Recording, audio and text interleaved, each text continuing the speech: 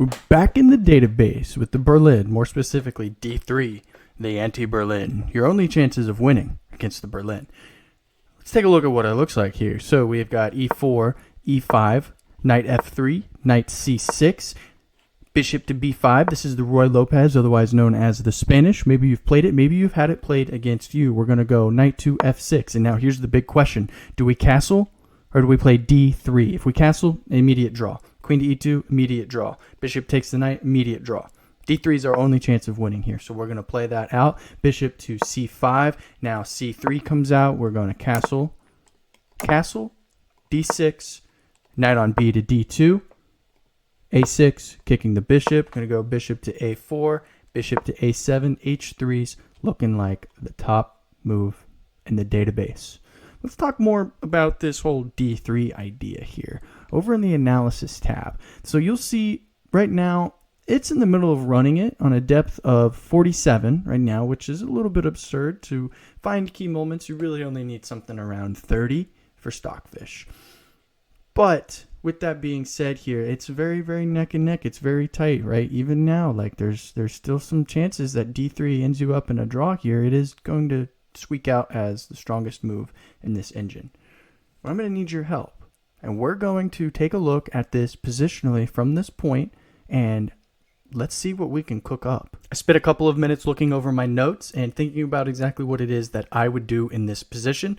Of course, I only know the line. I'm not in on how these end games turn out, except for those of which I've seen top players do in the tournaments that I've watched for my own eyes. Now, positional chess. The idea is we are improving our position as much as possible, only developing, only improving. That is the whole goal here, right? So with that, H3 just looks like a very nice, very natural move, very good move as well. We don't want to pin our knight. It is supported by this other knight here, so it's not like we have a damaging of the structure, but where are we going to put our queen at? Everything that keeps our bishop blocked in as well. We want to think about stuff like that. So H6 can come out. We have the idea of pinning ourselves in the future after this knight move, whenever that comes out.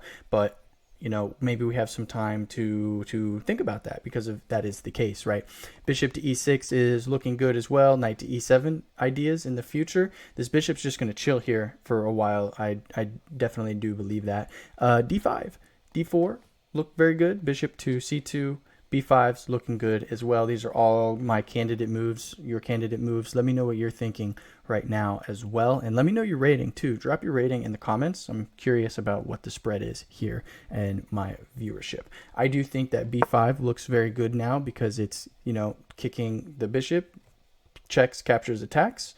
It's an attack. We're going to go to C2. We're going bishop C2 because if not, then knight A5 comes and we just wasted tempo. We're talking about positional chess, which is tactics and principles inside of that. Avoid moving the same piece multiple times. Still a lot of the same ideas we're thinking about now. Knight to E7, bishop to E6, H6 looks good. Rook to E8 looks good in the future. D5 still kind of hanging out there. Rook to E1 ideas. I think knight to F1 is where that is going to go and end up in the future. Kind of get our knight out here. Kind of have some different scope towards this way. And whatever that's going to look like. Bishop still chilling. Maybe we go bishop E6 now. We're talking about developing too, right?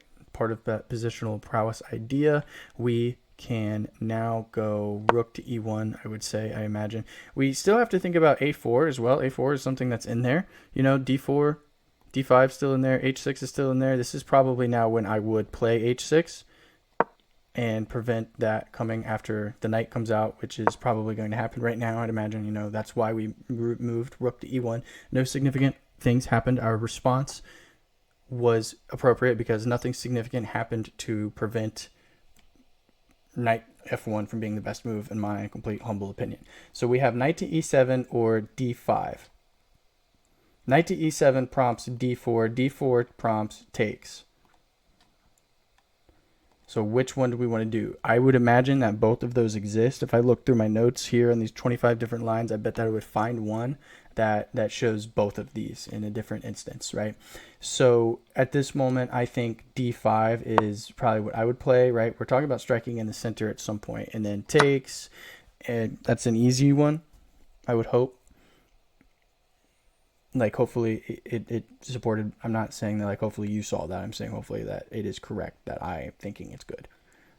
So it shows the queen taking now on the engine, which is probably what I would do too. I did do a little bit of a little sneaky peeky here, but that's probably what I would do too.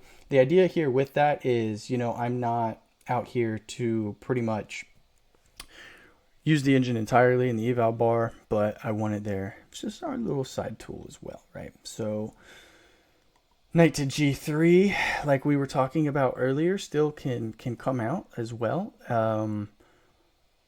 B4, stopping traction, or do we push? Is that, I don't even think that would really even be like considerably a good move here. Bishop e3, getting a bishop out. This is a bad move here. We would have to go all the way to here, asking if we want to trade maybe. Bishop b3 seems decent now that the battery is formed. This is essentially the idea of positional chess, playing this out, right? We're talking about our preparation, and now that we're left in the cold, dark water, how do we swim? And it's by spending the time here that we understand more and more about what our position is about. It's not ready to play this in a game yet. Don't play it in your game. If you don't know why you did it, don't play it yet, please. Got a lot ahead of me before I'm ready to know this like I do the center game, but it's all in a day's work. If you like this culminating video, take a look at these aspects that helped bring it together for additional context. I'll see you punks later. As always, happy chess.